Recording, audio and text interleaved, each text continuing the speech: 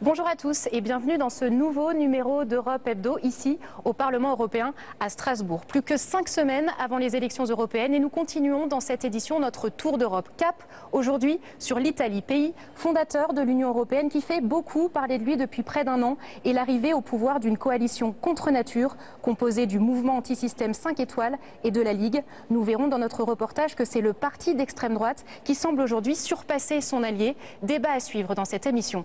Mais je vous propose d'abord de faire le tour de l'actualité européenne des derniers jours avec Aurélie Dafas.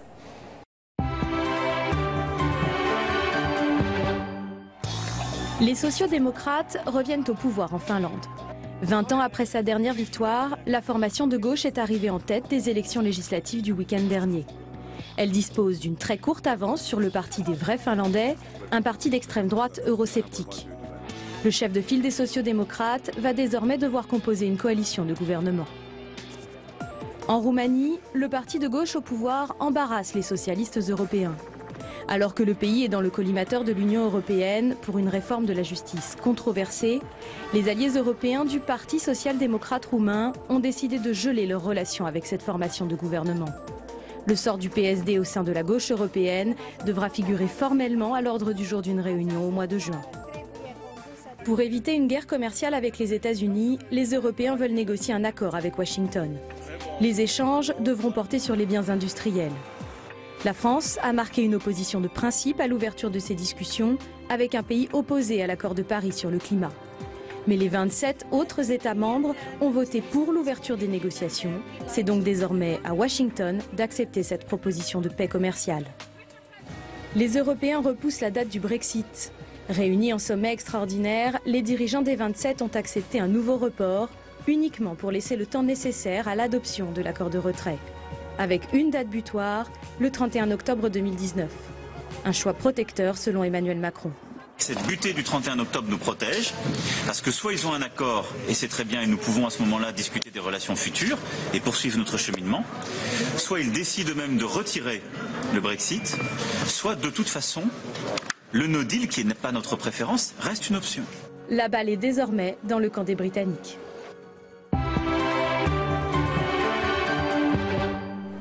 Et pour en discuter, j'ai le plaisir d'accueillir sur ce plateau Charles Tannock. Bonjour. Bonjour. Vous êtes britannique, député européen conservateur depuis 20 ans dans ce Parlement européen. Oui, c'est vrai. Alors, avant de tenter d'analyser les implications de ce nouveau report du Brexit, j'aimerais que l'on revienne rapidement sur cette actualité qui a touché la France et sa capitale en début de semaine, cet incendie de la cathédrale Notre-Dame de Paris, un bijou d'histoire et d'architecture. J'imagine que l'émotion autour de cet événement, elle va bien au-delà des frontières de la France. Charles Tannock. Oh, bien sûr. Moi, je suis européiste, catholique aussi. J'adore Paris, j'adore la France.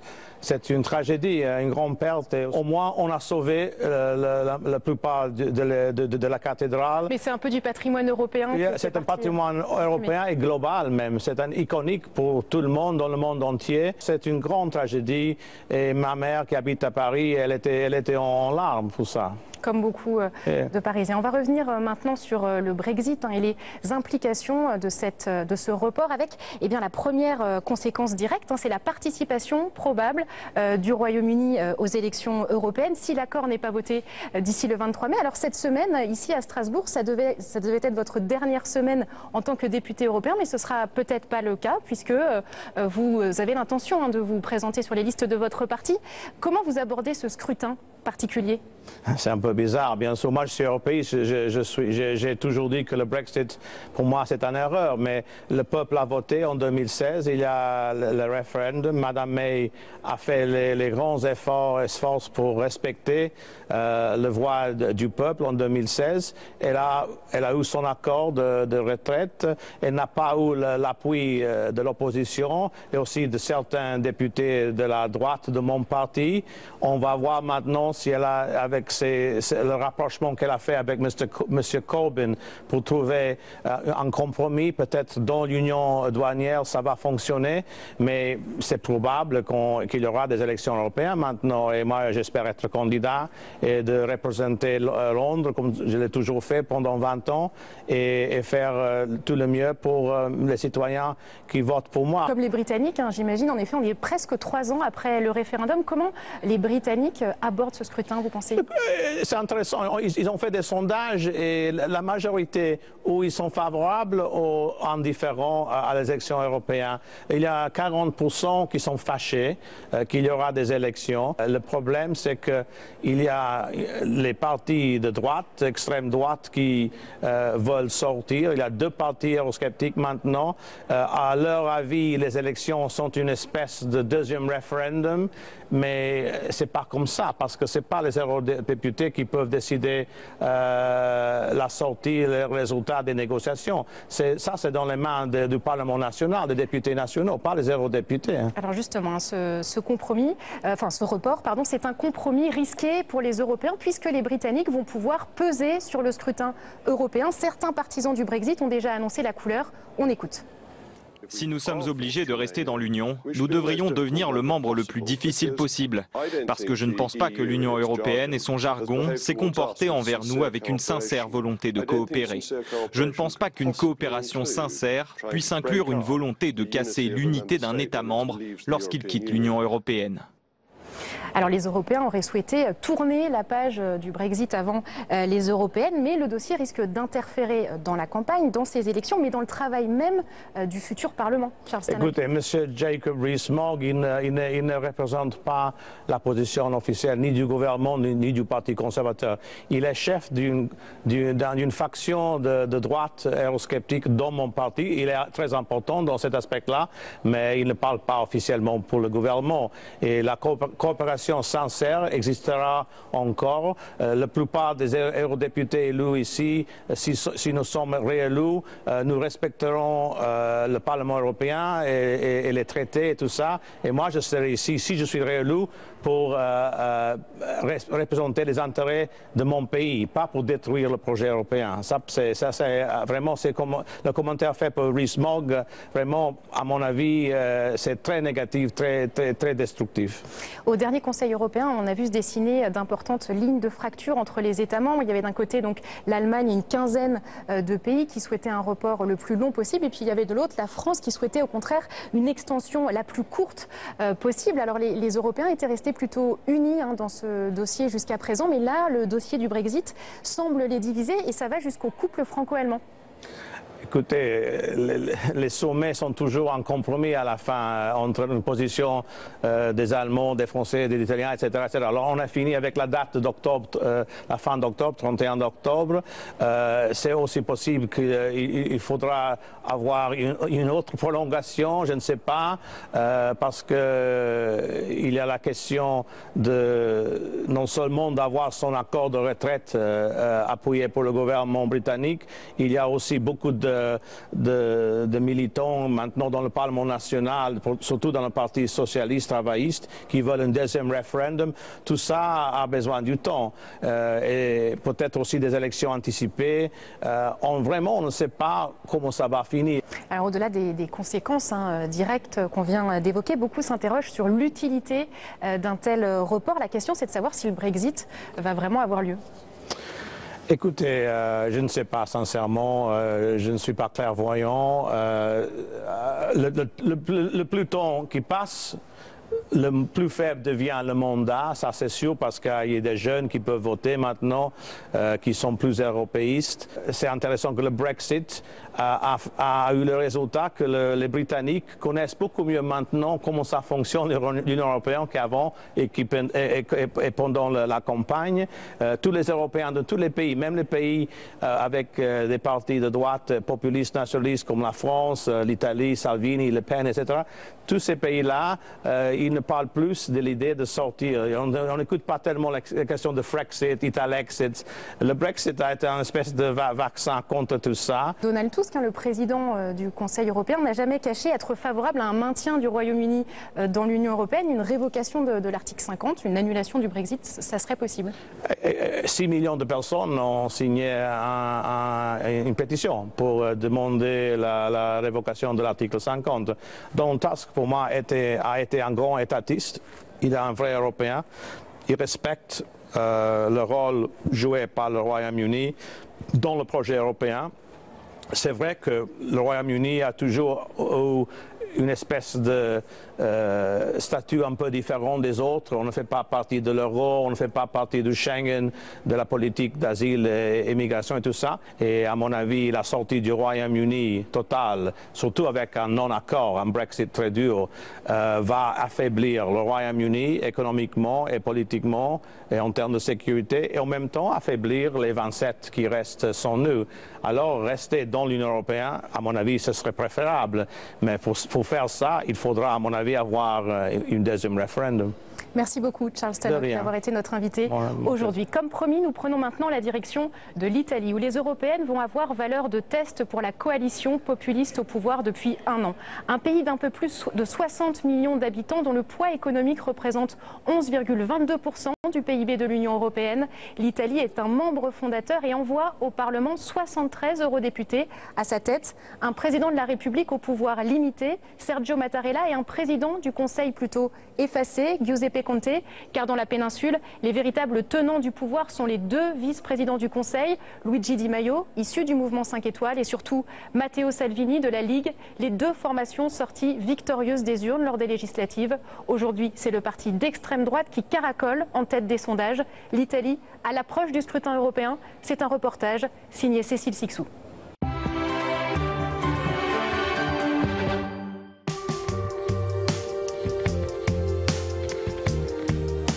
Il y a 5 ans, Dario Tamburrano a rangé sa blouse de dentiste. Désigné via Internet comme candidat par les militants du mouvement 5 étoiles, un mouvement anti-système, il a été élu député européen.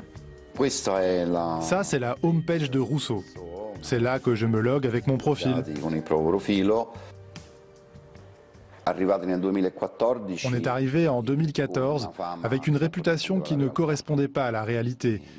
Il disait que l'on était incompétent, avec une attitude populiste et destructrice. On a démontré en travaillant dans les commissions et en suivant presque tous les textes de loi dès le départ que cette image qu'on nous avait collée ne correspondait pas à la réalité. Et ceci a été un succès. Le 26 mai prochain, il sera plus difficile pour lui de se faire une place au Parlement européen. Les intentions de vote pour son mouvement, les 5 étoiles, au pouvoir en Italie depuis un an, s'effritent dans les sondages. Mais Dario Tamburrano a du mal à le reconnaître. Les sondages ne sont pas fiables, parce que ces dernières années, c'est comme si les algorithmes ne réussissaient pas à avoir une perception de la réalité et de l'électorat.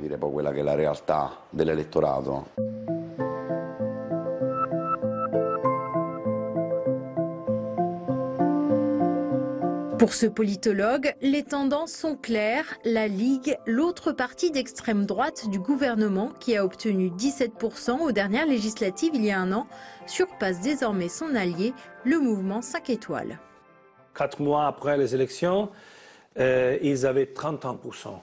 Et de ça, ils ont gagné, et maintenant, c'est presque 36%. L'homme fort, c'est Salvini. Il y a une tradition en Italie qu'il y a beaucoup d'électeurs qui prennent ces décisions dans les derniers 48 ou même 24 heures. L'histoire nous dit que les électeurs qui prennent ces décisions dans les derniers moments, ils votent pour les proposer forts.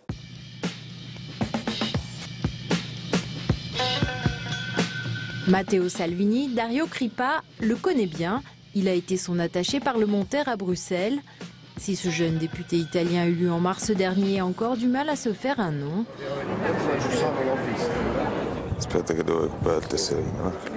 il n'a pas d'inquiétude pour son parti, très populaire grâce à son mentor, le ministre de l'Intérieur, et sa politique anti-migrants.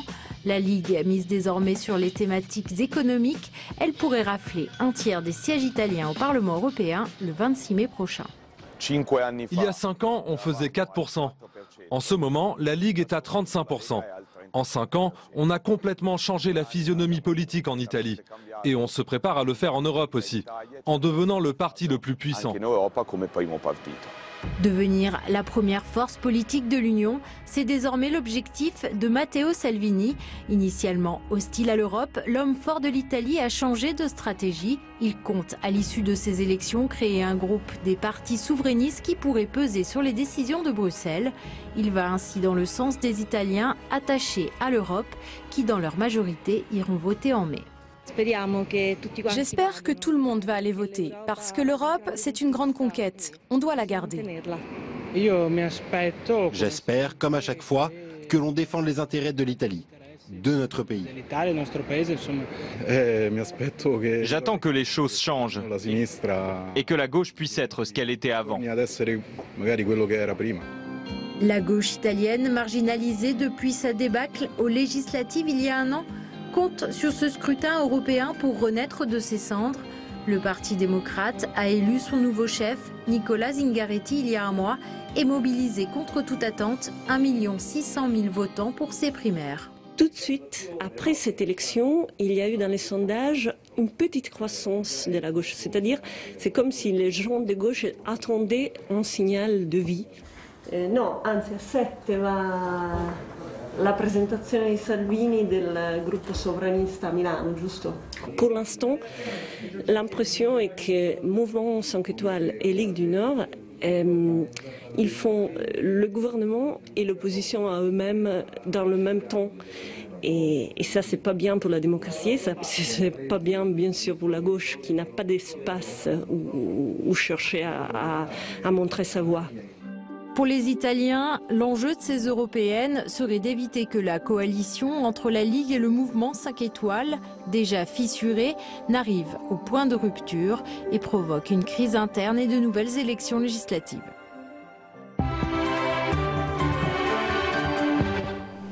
Et pour en discuter, j'ai le plaisir d'accueillir sur ce plateau Gilles Pargneaux. Bonjour. Bonjour. Vous êtes député européen français et vous avez rejoint La République En Marche il y a un an. À vos côtés aujourd'hui, Alberto Romagnoli. Bonjour. Bonjour. Vous êtes le spécialiste des affaires européennes pour la RAI, la télévision publique italienne. Première question pour vous, Alberto Romagnoli. On a vu dans ce reportage cette tendance qui semble s'inverser avec le parti de Matteo Salvini qui pourrait remporter plus du tiers des sièges italiens dans le futur Parlement européen. Comment vous l'expliquez ? Vous savez, les Italiens, ils ont 2 problèmes, l'économie et l'immigration. Et dans les 2 domaines, ils pensent que c'est la faute de l'Europe. Sur l'économie, parce qu'il y a des règles européennes qui sont pour l'Allemagne. On dit qu'on a créé l'euro à la façon allemande, et c'est vrai que le niveau de vie des Italiennes, c'est pire après 20 ans d'euro. Et l'immigration, nous, on était laissés seuls par l'Europe. Et ça, il y a des autres chefs de gouvernement qui disent, c'est vrai, on n'a pas assez pour les Italiens. Manque de solidarité vis-à-vis des Italiens. Il y a aussi le mouvement 5 étoiles qui a peut-être du mal à trouver sa place face à Matteo Salvini, qui est extrêmement médiatique. Oui, c'est le débat de ces heures. On a peut-être une guerre en Libye, et Salvini dit il y a des centaines de milliers de migrants qui vont arriver en Italie. Et les ports italiens, ils vont rester fermés. Et 5 étoiles dit, excuse-moi, s'il y a des gens qui vont fuir la guerre, on doit au moins les aider. Donc il y a une grosse différence de vue en effet sur le sujet de l'immigration qui pourrait risquer de fracturer cette coalition. En tout cas, Matteo Salvini et Emmanuel Macron qui se sont désignés mutuellement comme principal adversaire de l'autre en Europe. Est-ce que c'est aussi le moyen, Gilles Pargneaux, d'éviter le clivage traditionnel droite-gauche selon vous ? En ce qui me concerne, à l'occasion de ces élections européennes du 26 mai, le combat que nous devons avoir, c'est démontrer que l'Europe, c'est la solution. Et non pas le problème. comme vous venez de l'indiquer. Donc il y a la nécessité d'expliquer que, par exemple, la problématique grandissante en matière économique, les difficultés économiques que l'Italie peut avoir, c'est parce que nous aurons une nouvelle politique industrielle européenne que nous pourrons effectivement résoudre des problèmes économiques. C'est parce que nous pourrons, à l'échelle de l'Europe, développer une politique migratoire, notamment comme nous le proposons avec les pays du Sud, du pourtour de la Méditerranée européen, pour qu'on ait une union de solidarité sur la migration et qu'ensuite donc on puisse avoir une répartition entre ces pays. Mais sur ces dossiers, il y a aussi ce positionnement contre les nationalistes.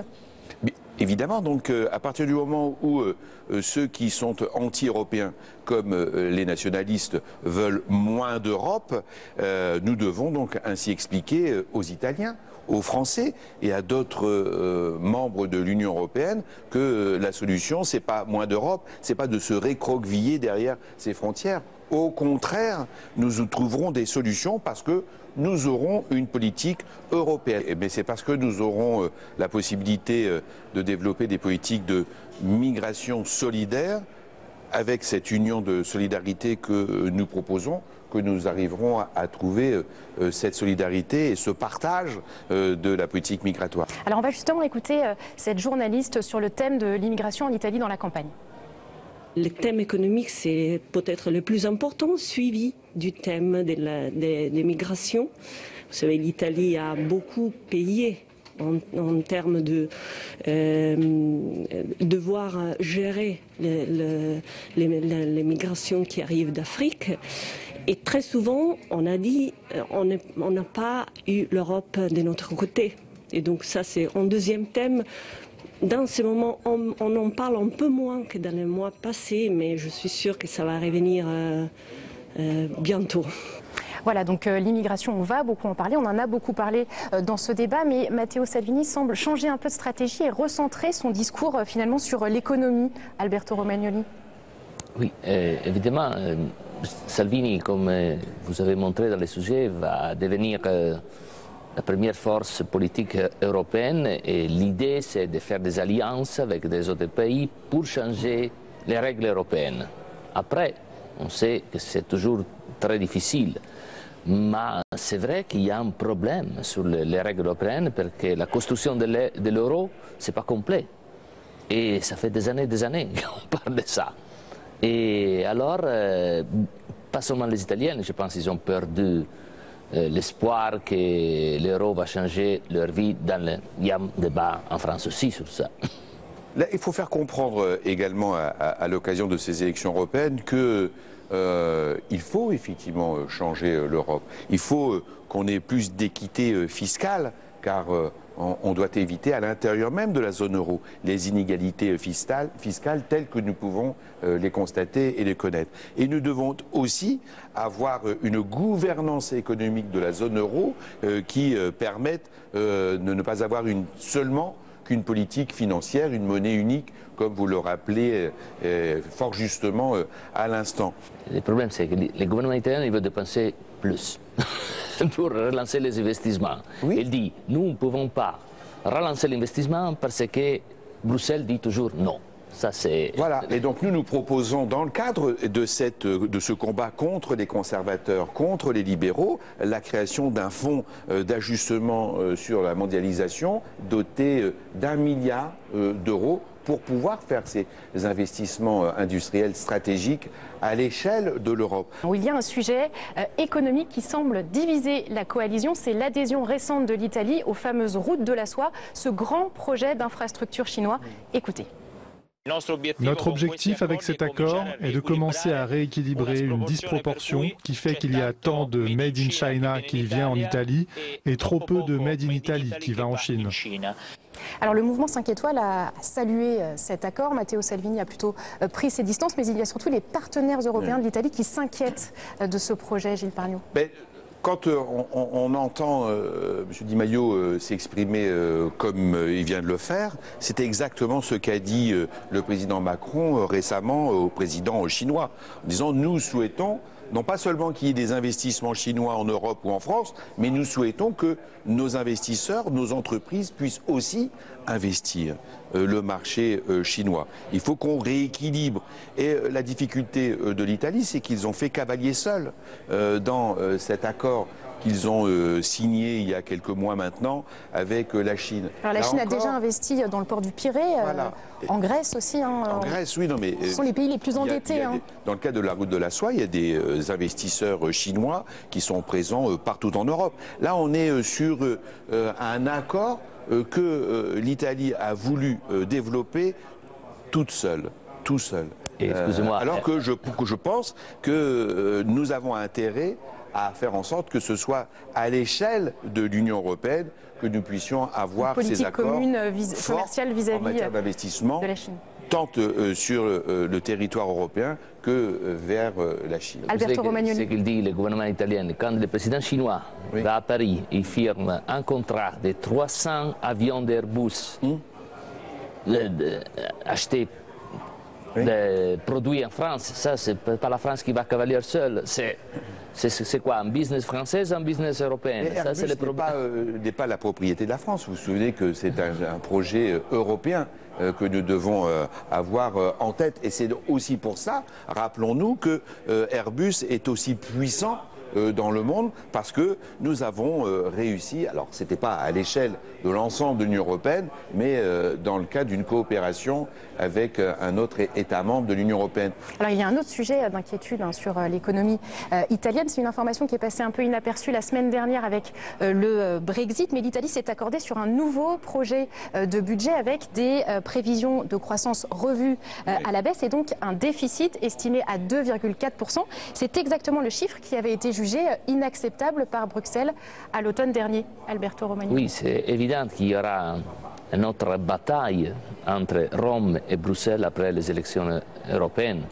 Et c'est très évident que le gouvernement italien pense de jouer cette bataille avec une grande armée d'eurodéputés, et peut-être avec des amis dans les pays de l'Est, des amis même en Allemagne et même en France avec Mme Le Pen. Le problème de l'Italie, c'est cette dette à 130%. De rappeler toujours qu'un endettement excessif nuit à la croissance économique et nuit au développement. Donc il faut effectivement veiller, et c'est ce que fait, je pense avec justesse, Pierre Moscovici, le commissaire européen en ce domaine, pour permettre à ce que nos États membres n'aient pas un endettement excessif. On a trouvé un accord ces derniers mois avec ce nouveau gouvernement italien et la Commission européenne. Donc moi j'ai bon espoir que nous pourrons, après les élections européennes, continuer le dialogue pour faire en sorte qu'on puisse trouver ce point d'équilibre entre un endettement qui ne doit pas être excessif, mais ce dialogue ne sera pas de manœuvre qui doit permettre à chacun de pouvoir développer son industrie ou son économie pour plus de croissance. Et ce dialogue, il peut se faire avec la Ligue ? Bien évidemment qu'il s'est fait avec le gouvernement italien, que ce soit les 5 étoiles ou la Ligue, puisque le gouvernement est constitué de ces deux formations. En tout cas, pour revenir à la campagne en Italie, la campagne pour les européennes, le Parti démocrate a mis le cap à gauche avec l'élection à sa tête de Nicola Zingaretti, qui était le plus à gauche des candidats dans ces primaires. Est-ce que vous pensez que le Parti démocrate, avec ce nouveau président, va être plus audible vis-à-vis de cette coalition en Italie? Vous savez, c'est très difficile parce que comme dire, la plupart des Italiens rejettent l'expérience des gouvernements de gauche des 5 dernières années, c'est-à-dire n'a pas envie de notre Renzi. Alors Zingaretti doit démontrer que c'est un peu différent, beaucoup plus différent de Renzi, et c'est vrai aussi que encore les regards vers l'Europe, c'est un défi, c'est-à-dire montrer que l'Europe ça marche sur l'immigration et sur l'économie. Et comme je disais, ça prend du temps pour faire des projets. Et les Italiens, ils ont des problèmes jour par jour. Ça, je dirais qu'il y a un monde très différent entre Bruxelles et Rome. l'Italie au défi des dossiers migratoires et économiques pour ces élections européennes. Merci à tous les deux d'avoir été nos invités aujourd'hui. Merci à vous de nous avoir suivis. Vous pouvez retrouver cette émission en replay sur nos différents sites LCPAN, Public Sénat et rtbf.be. À bientôt pour un nouveau numéro d'Europe Hebdo.